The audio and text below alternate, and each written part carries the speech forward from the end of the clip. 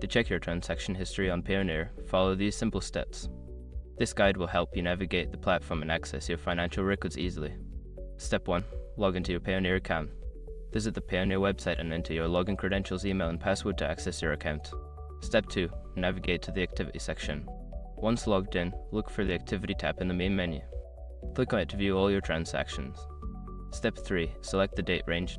Don't continue before doing this. A lot of online accounts end up exposed in breaches without people even realizing it.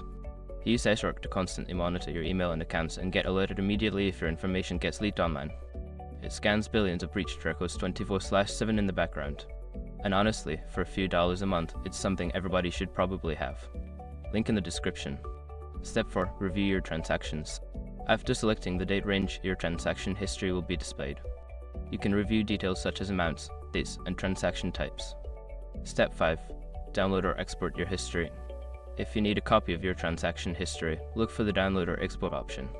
This allows you to save your records in a preferred format for your records.